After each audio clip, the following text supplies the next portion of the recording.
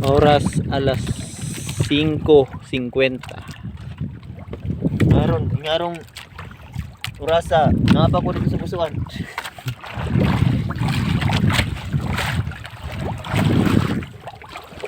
5:50. Umalis kami doon alas 5 Gs. Wala pang isang oras. Nandito na kami sa aming spot. Pinakamagandang spot.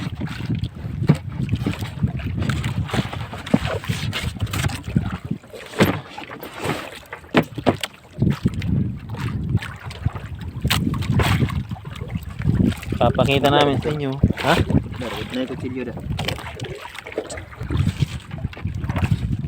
Papakita namin sa inyo kung paano namin ang aming preparasyon ito. Paano gagamitin itong palapa ng nyog.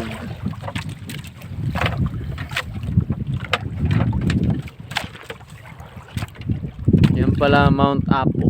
Ayun. Papakita na siya.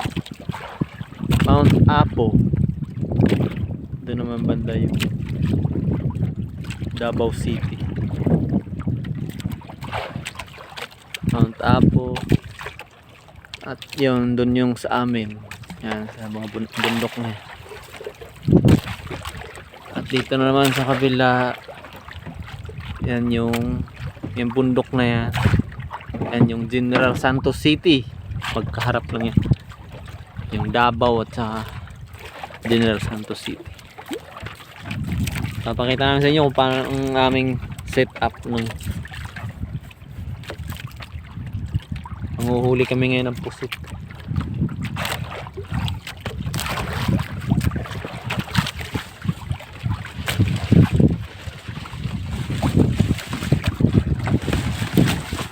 Doon eh.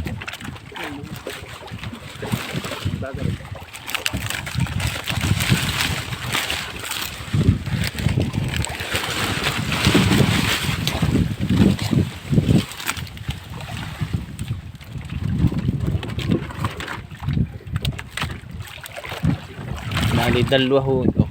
Yan, dalawang palapa ng nyug.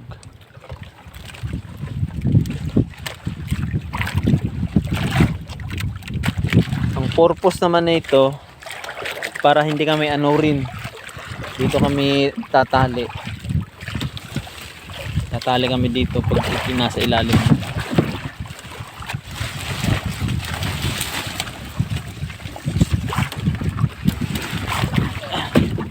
Tatali kasi itong kabilang dulo, itatali yan para mahaba, dulo to dulo. Tatali ng mahigpit para hindi kumalas.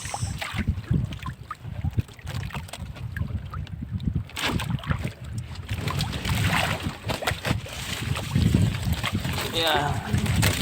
Butang nga ito bato? Butang nga nagbato? Bali yung dulo kasi niyan may bato, may mabigat na bato, siguro mga 2 kilo yung bato niya sa dulo, yung sa pinakailalim. Tapos yan tatalian naman yung dulo din.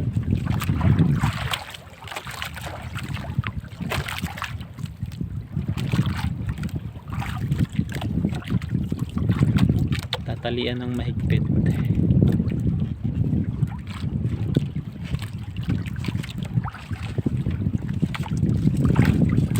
Tapos dyan namin itatali yung bangka para hindi kami anurin ng mabilis. Medyo maganit kasi yan. Yan. Lulubog na yan. Kailangan mahaba yung tali.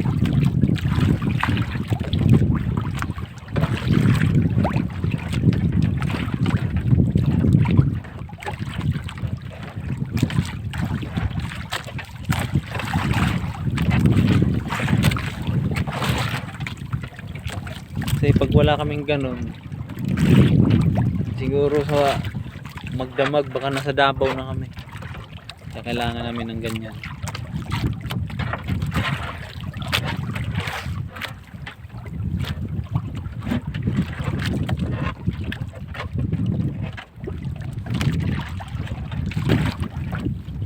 yan, may buya siya para hindi siya tuluyang lubog sa pinakailalim.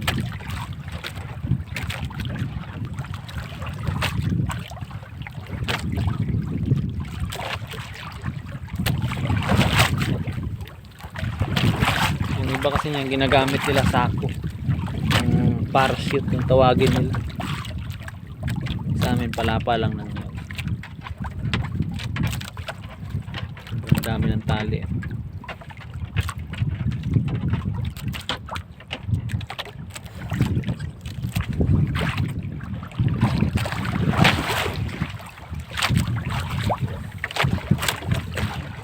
Yan namang hawak niyan ilaw yan, para may ilaw sa ilalim. Tapos yung mga isang dipa lang ang lalim mo. Yan, may buya siya. Ilalim niyan ilaw. Konekta yan dito. May dala din kasi kami yung battery. Yan, ayun yung ilaw namin. Maliwanag sa ilalim ng dagat. Yun.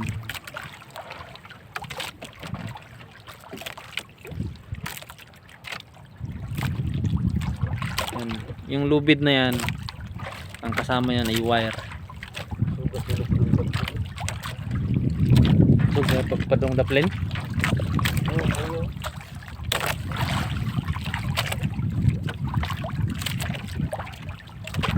Kasama yan wire yan. Ay, ito yung battery niyan. Yan, i-connect namin yan mamaya pagka sobrang dilim na. Talim namin. Ang purpose kasi niyan, meron kasi kami ditong mga gamit pangpusit. Nagre-reflect yan sa ano namin. Mamaya papakita namin sa inyo kung paano pagaganahin yan.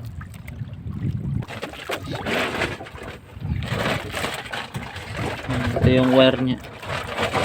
Asan positive ano eh? Ha? Plus no, minus. Asa ba? Positive. Kanang pula, da sa plus. Huh? Kanang itong da sa. Susuksok lang namin yan dyan. Tapos ito. Wala kasi akong alam sa wiring.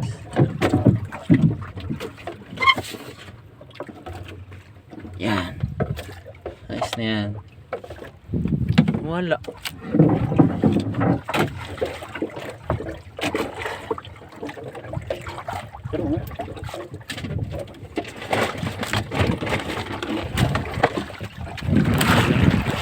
Yan, kita nyo. Umiilaw na. Yan.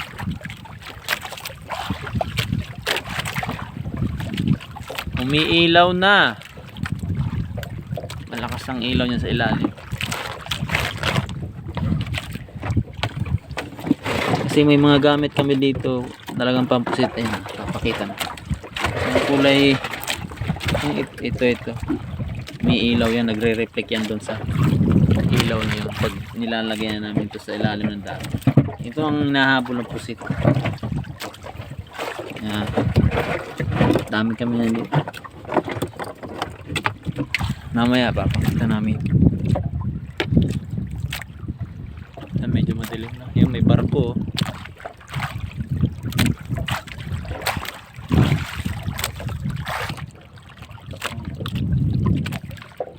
Yan. Ha?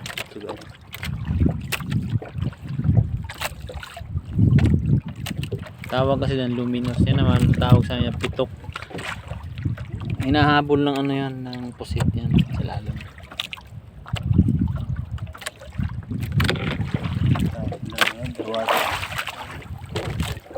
Ito naman yung sa akin. Iilawan muna siya yung kulay green yan para nagre-reflect. May ilaw yan sa ilalim. Tapos ito naman buhayin natin to. May switch dito. Diba? Lalaglag natin yan. Asa? Dire?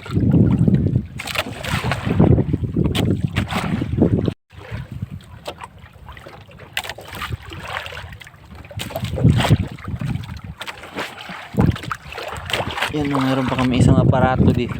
Ilaw din yan. Yan, para sa yung ano. Reflectorized din.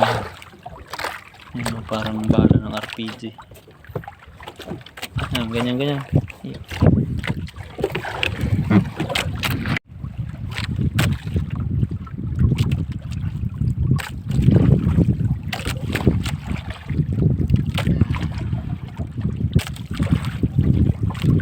Ito ho ang pamain namin, buntot ng pusit. Tatali lang yun dito.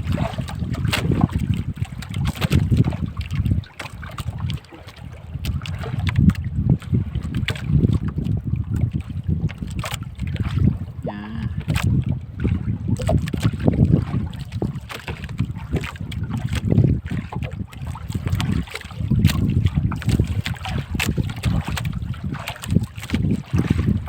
Tatali lang yan.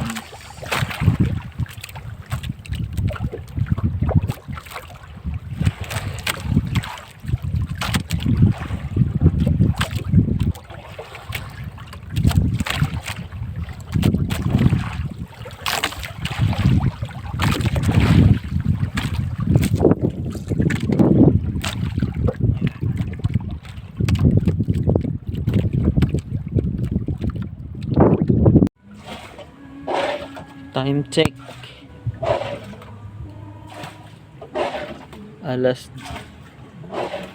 Sakto alas 10. Ito lang huli namin.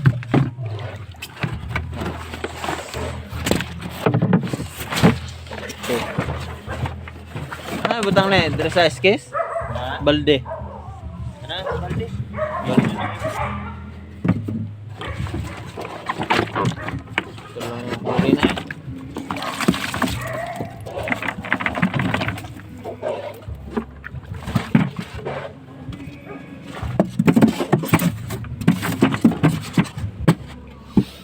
Balunan mo.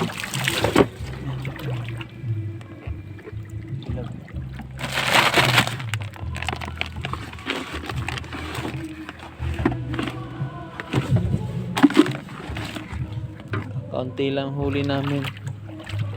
Umuwi kami kasi nalubat yung battery. Kaya nagdesisyon kami umuwi na. Nice, Pat. Guna na ako? Uy. Pang ulam lang. Ulam lang huli namin.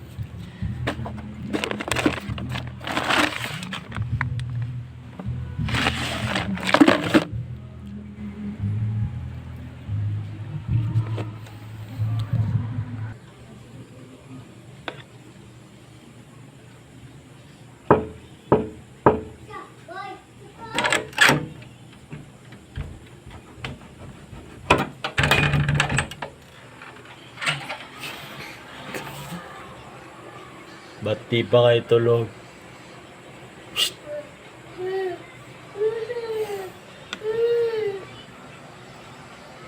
Sa, tawa ba? Ate, Pupo! Titi. Wala ko.